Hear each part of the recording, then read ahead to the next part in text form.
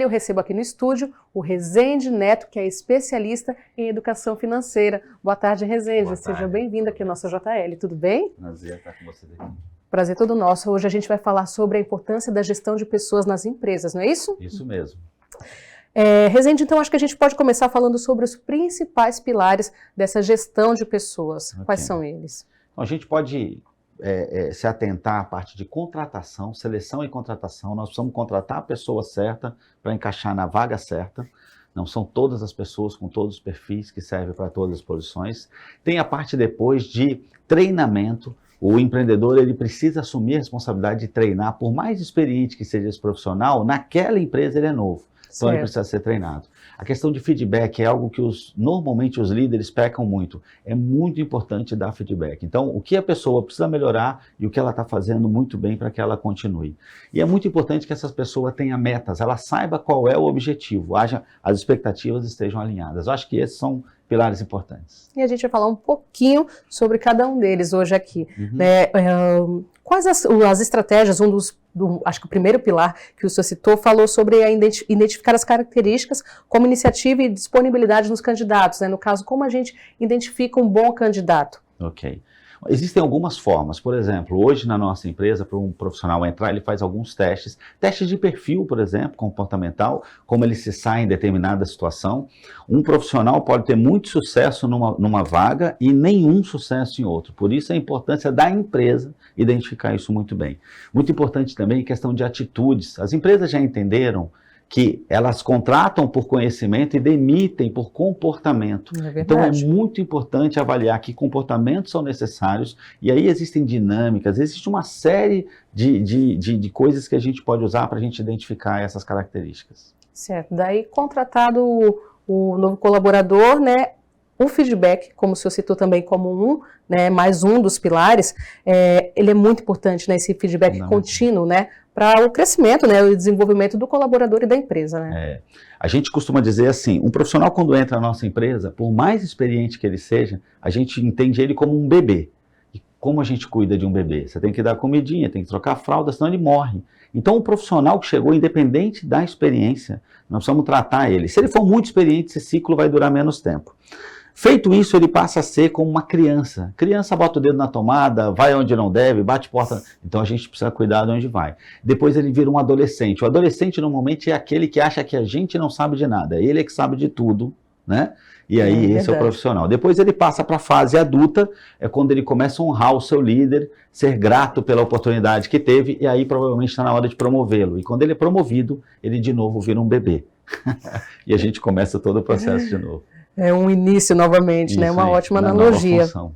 E como é que a liderança ela pode colaborar para diminuir a rotatividade no setor? A gente sabe que isso prejudica muito também o andamento do trabalho nas empresas, né? É verdade. Assim, a empresa ela tem uma responsabilidade muito grande na base de uma pirâmide.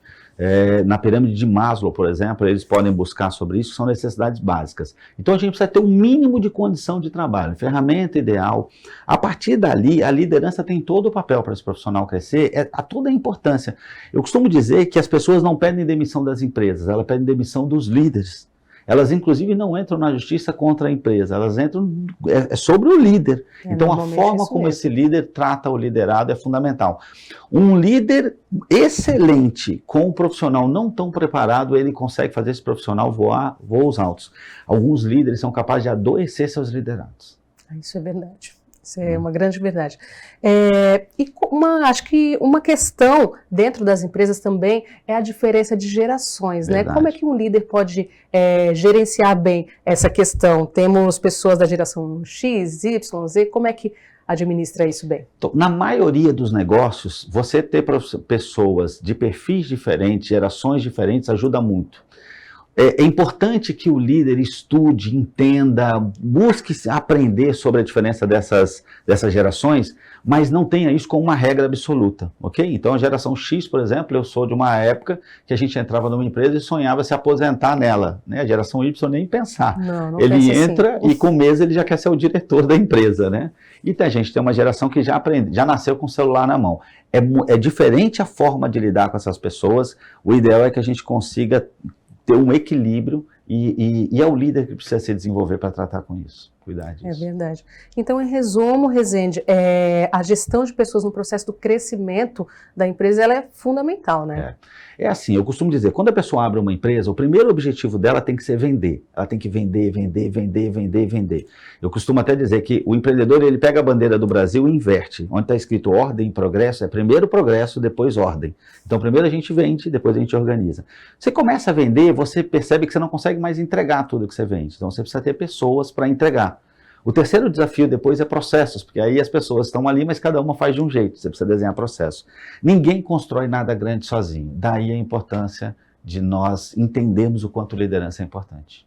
E como ninguém constrói nada grande sozinho, você e o pessoal aí tem um grupo, né, para ajudar pequenos e microempreendedores, não é isso? Fala um pouquinho para o pessoal, façam aí o convite. Ok, eu quero falar sobre o CRI, né? O CRI nós somos um grupo de pequenos e micro e pequenos empreendedores, principalmente, onde eu, a partir da minha experiência e tudo que eu aprendi, tudo que eu apliquei na minha empresa, que eu comecei do zero, hoje a gente tem uma empresa que está presente no Brasil inteiro, a gente pega todos os conceitos e a gente leva para esse grupo. Esse grupo se reúne na Igreja Lagoinha, em Santos, Carvalho de Mendonça 74. E por a gente ter esse espaço, a participação dele é gratuita. Então você que tem interesse em caminhar conosco e aprender mais sobre empreendedorismo, sobre liderança, junte-se a nós. A gente se reúne sempre nas últimas segundas-feiras, nesse endereço, na Carvalho de Mendonça 74, mês de fevereiro, dia 26 de fevereiro, estaremos lá a partir das 20 horas. Uma opção de você fazer network, de você crescer e de fazer negócios. E é só chegar, precisa se inscrever, como é que faz? É só chegar. Bacana. Rezende, deixa pra gente, por gentileza, suas redes sociais, aí alguma plataforma que você disponibilize, fale, né, um pouco mais sobre esse assunto. Infelizmente, nosso tempo aqui é curto, mas o assunto é muito interessante. Acho que o pessoal vai querer ver um pouquinho mais. Muito bom, muito bom. Se você quiser me seguir nas redes sociais, @RezendeNOficial, ok? E lá a gente coloca conteúdos sobre empreendedorismo, sobre finanças, ou CRI_Santos também, são os dois perfis que você pode seguir, e aí você seguindo a gente se conecta melhor. Bacana. Rezende, muito obrigada, foi um prazer recebê-lo aqui, viu? Até mais.